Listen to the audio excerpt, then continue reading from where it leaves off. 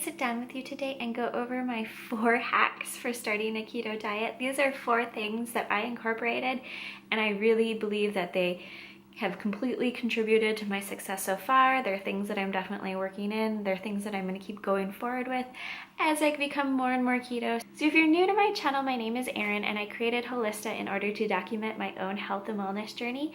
I'm somebody who's on a ketogenic diet, and I'm just trying to get to my optimal health, and keto is definitely something that's helping me get there. So my first hack is to incorporate bulletproof coffee and intermittent fasting. This is really working for me. It creates a set time each day in which I'm consuming my food and feeding myself, and so it lets me have parameters, and I know exactly when I'm going to place that 4 to 6 hour window, and I feel a lot of success from that. So I do bulletproof coffee in the morning. I put it in a tumbler, and I just kind of carry it around and sip on it throughout the day as I need a little bit more of a pick-me-up.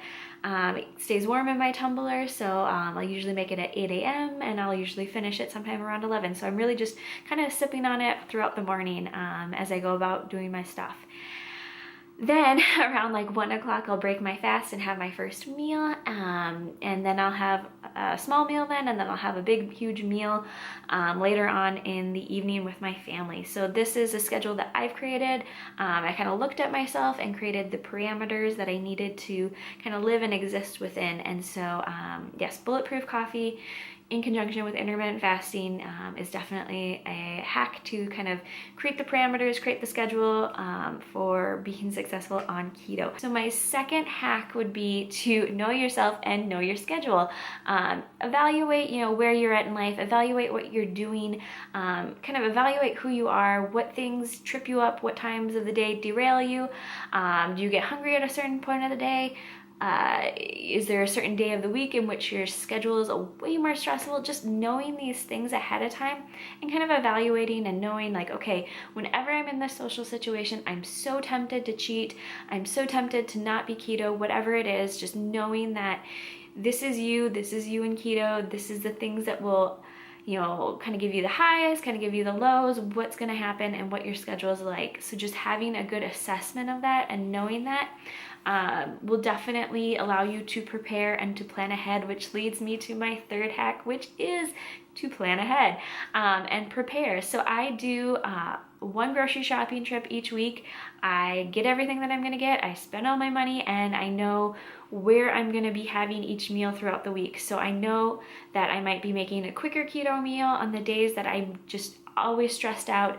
The longer days, you typically have them throughout the week. You typically will have the time in which, things will just be a little bit harder, and planning ahead and knowing what meals you're going to eat will keep you from cheating, will keep you from running out to a restaurant where you might not get the best keto options, and just having kind of everything planned ahead. And also with that, if you're going to be in a situation in which you might be tempted to cheat and not eat keto foods, maybe eating a meal prior to going, so you're full at that meal or in that situation, or bringing keto snacks, whatever it is, just kind of planning ahead, knowing what's going to happen, knowing yourself in that situation, having a plan. So using bulletproof coffee to create a schedule, knowing what your schedule is and placing that kind of bulletproof intermittent schedule within your life and how it'll fit, and then planning ahead so that way you have the least opportunities to potentially slip up.